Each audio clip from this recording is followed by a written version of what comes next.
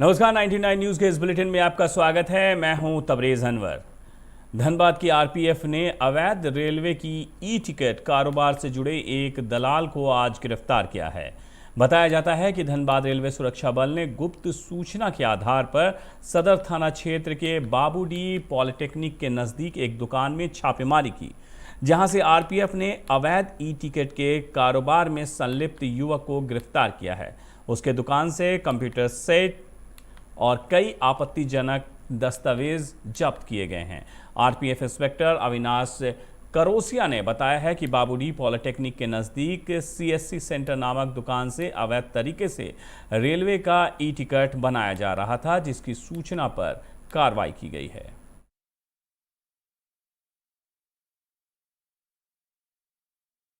E ticket के विरुद्ध में छापेमारी कर रहे हैं। इसलिए भी हम लोग 15-20 दिनों में कई लोगों को पकड़ के अवैध ई टिकट में भेज चुके थे। आज गुप्त सूचना मिला कि सीएससी प्रज्ञा सेंटर बाबूडी में एक अमरनाथ कुमार सिंह पिछले कई दिनों से ही अवैध ई टिकट का कारोबार कर रहे हैं। सूचना मिलने के उपरांत हम लोग छापेमारी किए तथा उन्हीं के समक्ष जब उनके कंप्यूटर मॉनिटर को चेक किया गया तो उसमें एक भविष्य का टिकट मिला, जो कि गाड़ी संख्या 03307 का था, धनबाद से अकबरपुर का, तथा उनके यहाँ से 1320 रुपया कैश भी बरामद हुआ है तथा उनके कंप्यूटर को चेक करने पर पूर्व का भी 4 टिकट बरामद हुआ है। अभी पूछताछ इनसे की जा रही है। उपकरण सीज करके लाया गया है, इसमें जांच करके कार्रवाई की जाएगी। क्या क्या चीज़? मॉनिटर है, ये जो सामान टिकटों को बनाने में प्रयोग होता है, उन्हीं सामान को हम लोग सीज करते हैं। सर, ये जो कई दफ़ा ऐसा देखने को मिलता है कि पैसेंजर जैसे ही काउंटर में हाथ मार्केट में बहुत सारे सॉफ्टवेयर, जैसे पहले रियल मैंगो वगैरह आता था, वो तो अभी बंद हो गया, और ये जो लॉकडाउन समाप्त हुआ है, उसके बाद लेबर लोग जाने के लिए टिकट में ज़्यादा मारामारी चल रही है। अब जो हम आपको खबर बताने जा रहे हैं वो यकीनन डराने वाली है। जी हाँ, धनबाद में 2 बच्चों के कोरोना संक्रमित होने से जिला स्वास्थ्य विभाग अलर्ट मोड में आ गई है। तीसरी लहर की आशंका को देखते हुए जिले के सभी कोविड अस्पतालों में व्यवस्था दुरुस्त की जा रही है, क्योंकि कोरोना की तीसरी लहर में सबसे ज़्यादा बच्चों के ही संक्रमित होने की आशंका है। गौरतलब है कि पूरे देश के साथ साथ जिले में भी वैक्सीनेशन तेज़ी से हो रहा है, लेकिन अब तक बच्चों के लिए कोई वैक्सीन नहीं निकली है। ऐसे में बच्चों के लिए अधिक सावधान रहने की आवश्यकता है। SNMMCH के कोविड नोडल अफसर डॉक्टर DB भूषण ने लोगों से कोरोना गाइडलाइन का पालन करने की अपील की है।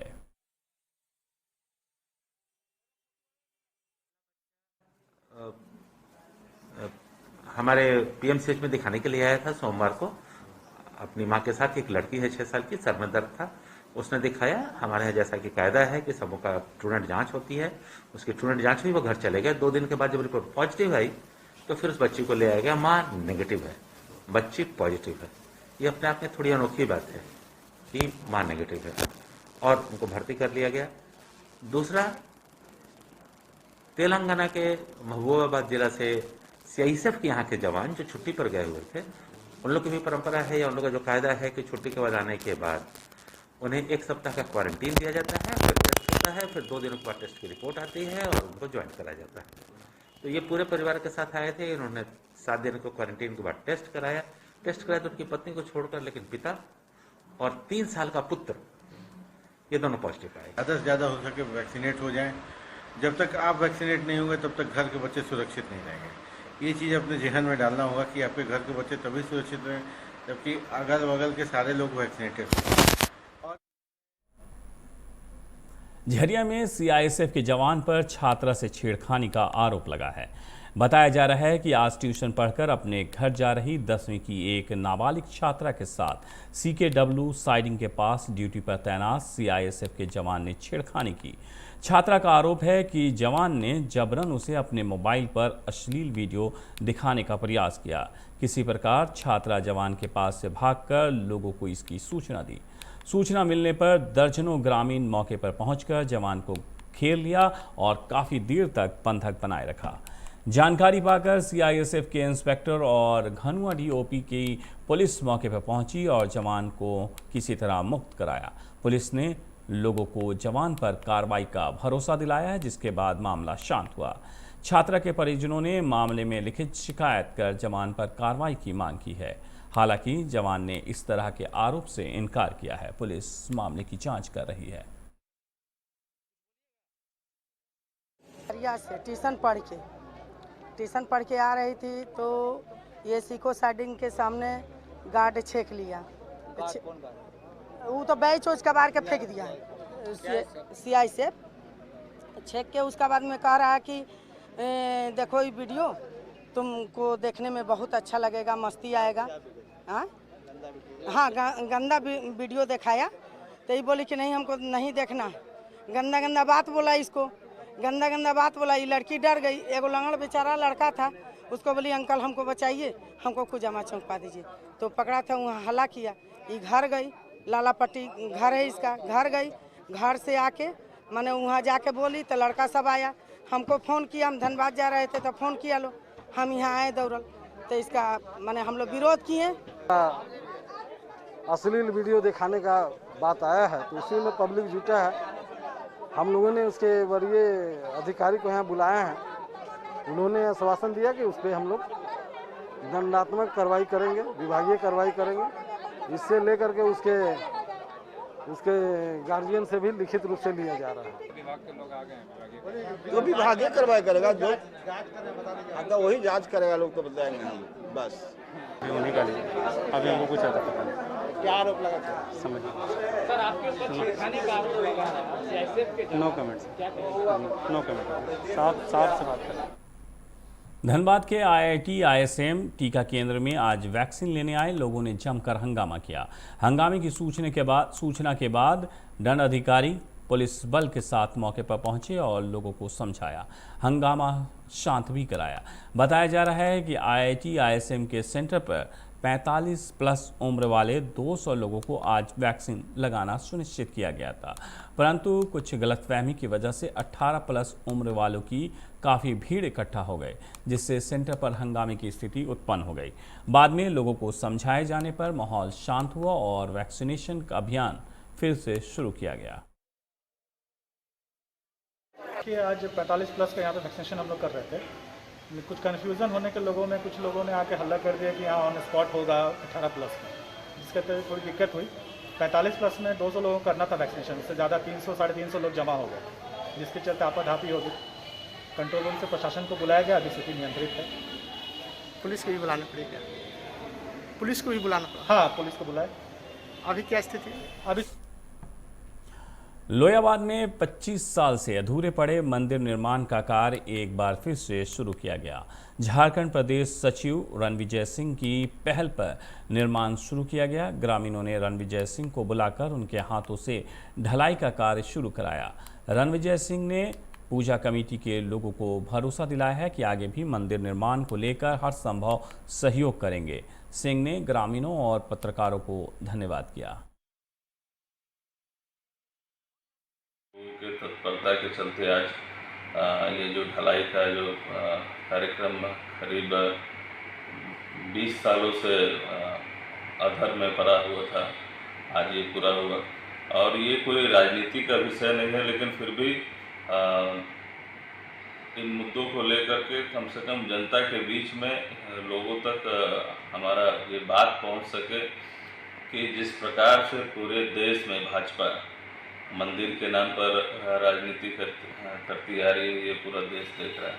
और ख़ास करके यहाँ का जो बहुरूपिया विधायक जो है, चुनाव के समय उसने वादा किया था कि ये मंदिर का काम अपने स्तर से, अपने फंड से कराएंगे।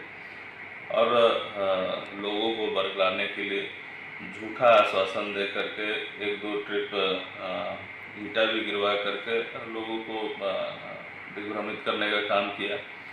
और जब चुनाव खत्म हो गया, जब अपनी स्वार्थ सिद्धि हो गई ऐसे लोगों की, चुनाव जब जीत गया। धनबाद सिविल कोर्ट में आज नेशनल लोक अदालत का आयोजन किया गया। प्रधान जिला एवं सत्र न्यायाधीश राम शर्मा ने इसका विधिवत उद्घाटन भी किया। लोक अदालत में 14 लोगों को अनुकंपा के आधार पर बीसीसीएल में ऑन द स्पॉट नियुक्ति पत्र दिया गया। सभी नए अभ्यर्थियों को प्रधान जिला जज, बीसीसीएल के डायरेक्टर पर्सनल ने नियुक्ति पत्र सौंपा। न्यायाधीश ने बताया है कि 4500 मामलों को नेशनल लोक अदालत में निपटारे के लिए चिन्हित किया गया है। इस आयोजन में न्यायाधीश राम शर्मा, बीसीसीएल के डायरेक्टर पर्सनल मल्लिका अर्जुन राव, एसएसपी संजीव कुमार, अमरेंद्र सहाय समेत कई लोग मौजूद थे। से सुलह के आधार पर अपने केस का निष्पादन करवाते हैं, जिसमें ना तो किसी एक पक्ष की हार होती है, ना किसी एक पक्ष की जीत होती है। दोनों ही पक्ष की विन विन पोजीशन होती है। वो इसलिए क्योंकि दोनों पक्ष आपसी सुलह के आधार पर जो अपने केस का निपटारा कराते हैं, जिसकी ना तो कभी आगे रिवीजन होती है, ना ही अपील होती है, और ये मामला जो यहाँ पर सुलझ जाता है तो हमेशा के लिए खत्म हो जाता है। दोनों पक्ष है, दोनों पक्षों के बीच सुलह हो जाए और एक शांति बना रहे। हम सब, चाहे वो पुलिस हो, चाहे जुडिशियरी हो, तो ओवरऑल हमारा जो एम यही होता है कि सोसाइटी में अमन शांति पूरी तरह से बनी रहे। और ऐसे में ये जो लिटिगेंसी, छोटी छोटी लिटिगेंसी होती है, अगर वो समय पे खत्म हो जाए तो एक बड़ा विवाद आने से हम लोग रोक सकते हैं। लोक अदालत में मिला। अच्छा, कहाँ पर नियुक्ति हुआ? नियुक्ति कहाँ हुआ? नियुक्ति किसके आधार पर? पापा के आधार पर। क्या हुआ थे पापा का? पापा बीमार थे पापा। खतरा क्षेत्र खतरा क्षेत्र 4 में नियुक्ति प्रमाण पत्र मिला बीसीसीएल का। अच्छा, किस चीज में नौकरी लगा और किस आधार पर लगा? अनुकंपा के आधार पे बीसीसीएल में हाँ। नौकरी लगा। किनके है, मतलब किनके? फादर के। क्या आपके फादर की क्या हुआ? स्वर्गीय धनीराम। उनके आधार पर हुआ है। कहाँ हुआ जो है? धनबाद जिला कांग्रेस कमेटी के अध्यक्ष ब्रजेंद्र प्रसाद सिंह की अध्यक्षता में केंद्र सरकार के रेल मंत्री अश्वनी वैश्य से रेगुलर ट्रेन चलाने की मांग को लेकर जिला कार्यालय में बैठक की गई। बैठक में जिला अध्यक्ष ब्रजेंद्र प्रसाद सिंह ने कहा है कि पिछले वर्ष कोरोना संक्रमण काल के बाद भी ट्रेन को स्पेशल ट्रेन कहकर चलाना शुरू किया, पर ट्रेनों का किराया 2 गुना से भी अधिक है। पिछले सरकार में ट्रेनों में वरिष्ठ नागरिकों की जो सुविधाएं उपलब्ध भी, वर्तमान में केंद्र सरकार उसे समाप्त कर चुकी है। रेल मंत्री को इस पर ध्यान दें, ये हमारी मांग है। बागमारा के केसरगढ़ बस्ती के रैयत ग्रामीणों ने नियोजन, विस्थापन और मुआवजे की मांग को लेकर केसरगढ़ साइडिंग में कोयला लोडिंग और परिवहन कार्य बाधित कर आंदोलन किया। मौके पर मौजूद रैयत ग्रामीण सुखेंद्र महता ने बताया है कि केसरगढ़ साइडिंग के एक हिस्से में मेरे दादा पिताजी की रैयती ज़मीन है, जिस पर बीसीसीएल का रैक साइडिंग का कार्य हो रहा है। इसके बावजूद बीसीसीएल हमें नियोजन और मुआवजा नहीं दे रही है। इस संबंध में कई बार बीसीसीएल क्षेत्रीय प्रबंधन से पत्राचार किया गया है, लेकिन क्षेत्रीय प्रबंधन ने सकारात्मक पहल नहीं की। वहीं घंटों काम बाधित होने के बाद भी पीओ के Singh, area manager state Amendra Kumar, Ramesh Mahto और बागमारा पुलिस केसरगढ़ साइडिंग पहुंचे और ग्रामीणों को वार्ता की तिथि तय करने के लिए सोमवार को ब्लॉक 2 महाप्रबंधक कार्यालय बुलाया है, जिसके बाद ग्रामीणों ने आंदोलन को स्थगित कर दिया।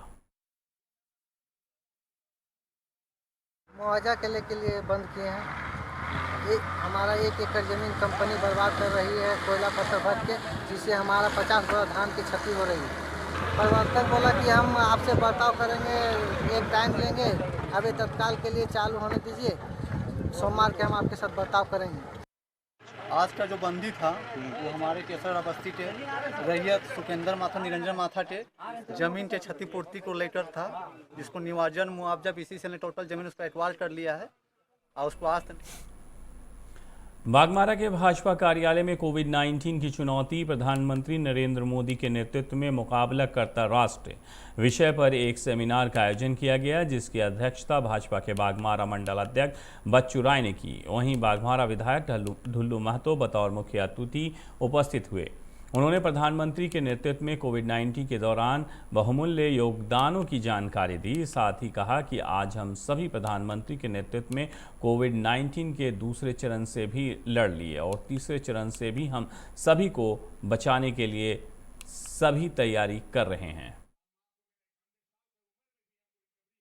कोविड-19 में जो हमारे भारतीय जनता पार्टी माननीय नरेंद्र मोदी के नेतृत्व में जो पूरे भारतवर्ष में जो काम और योगदान देश की जनता के बीच में किया है वो सराहनीय रहा।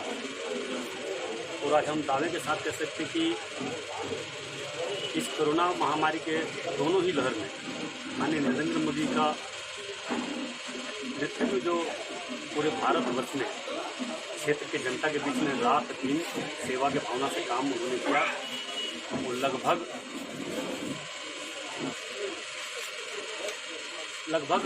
लोगों को वैक्सीन दिलाने का प्रयास भी जो उन्होंने किया है, ये कह सकते हैं कि पूरे विश्व में पहला ऐसा देश होगा जो इस प्रकार के हमारे प्रधानमंत्री। महोदा वासरी में मृत बीसीसीएल कर्मी के परिजनों ने नियोजन की मांग को लेकर आज वासरी के मुख्य द्वार पर संयुक्त मोर्चा के बैनर तले अनिश्चितकालीन धरना दिया। संयुक्त मोर्चा के नेताओं ने कहा है कि जब तक मृतक के आश्रित को नियोजन नहीं मिलेगा तब तक धरना जारी रहेगा। मृत बीसीसीएल कर्मी बलराम झा के पुत्र ललित कुमार झा ने बताया है कि उनके मृत्यु को 7 वर्ष बीत चुके हैं, लेकिन प्रबंधन ने अब तक नियोजन नहीं दिया है। उनके परिवार के समक्ष भूखमरी की स्थिति उत्पन्न हो गई है। वहीं इस दौरान संयुक्त मोर्चा के नेताओं को सीआईएसएफ ने टेंट लगाने से मना कर दिया है, जिसकी सूचना पाकर विधायक डुल्लू महतो भी मौके पर पहुंचे। उन्होंने प्रबंधन से बात की, तब टेंट लगाने की अनुमति मिली। विधायक ने प्रबंधन को चेतावनी दी कि अगर 3 दिन के अंदर आश्रितों को नियोजन नहीं मिला तो महोदा वासरी का चक्का जाम कर दिया जाएगा। आवेदन दिया है, पिताजी डेथ किए हैं उनके जगह पर में, और अभी तक 7 साल लगभग नवंबर में पूरी जाएगा। हम प्रबंधक से और कोयला भवन में जो भी अधिकारी उनसे निवेदन कर रहे हैं कि एक अगर इंसान मर्डर भी करता है तो राष्ट्रपति तक याचिका जाता है। अगर किसी तरह का कमी है तो उसको दूर करके और जल्द से जल्द नियोजित है, ताकि हमारे परिवार का जो आर्थिक स्थिति दयनीय हो गया है वो थोड़ा सुधरे। बीसीसीएल द्वारा जितने भी डेथ केस के लोग आज रोड पर भटक रहे हैं, ये बीसीसीएल की लापरवाही है। और हम कह सकते हैं कि डेथ केस में कागजात जमा करने के बाद 1 मंथ के अंदर नौकरी देना है। हमारा 7 साल लगभग होने चला। बलराम चौबे जी हमारे ईसी वासरी में उन्होंने अपना सारा जीवन बिता दिया और उनका देहांत हो गया। उसके बाद आज 7 वर्षों से उनके परिजन को आज तक ना मुआवजा मिला ना नौकरी मिला। और आज उनके परिवार की स्थिति यह है कि आज रोड पर वो एकदम बेहोश हो चुके हैं।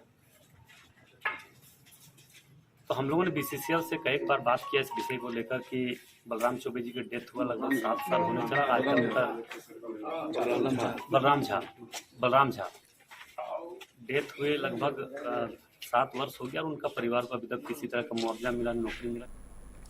दुमका के शिकारीपाड़ा पुलिस का अमानवीय चेहरा सामने आया है। यहां जमीन विवाद को सुलझाने के लिए थाने पहुंचे एक बुजुर्ग गंगाधर पाल के साथ एसआई संजय सिंह ने 3rd डिग्री का इस्तेमाल करते हुए मारपीट की है। एसआई संजय सिंह के मारपीट से घायल वृद्ध को गंगाधर पाल को इलाज के लिए सदर अस्पताल पहुंचाया गया है। पुलिस की इस करतूत से लोगों में आक्रोश है। जमीन जगह का झगड़ा। अच्छा, जमीन जगह का झगड़ा है तो फैसला वही छोटा बाबू फैसला तो अच्छा ठीक है, फैसला कर दीजिए। कैसा करके फैसला का हम कहते हैं यहाँ हमारा वहाँ 8 कट्ठा मिलेगा हमारा, तो 8 कट्ठा हमको दे दीजिए। सब नहीं होगा यहाँ फैसला, जहाँ जमीन है वहीं पर फैसला कर। वही उठ के हमको गाली गलौज करके मार दिया। ये एकदम 2 लाख। और जो मारा क्या नाम है उसका? संजय सिंह। संजय छोटा बाबू मर दिया एकदम। 99 न्यूज़ के इस बुलेटिन में मेरे साथ इतना ही। मुझे दीजिए इजाज़त। अपना बहुत ख्याल रखिएगा। नमस्कार।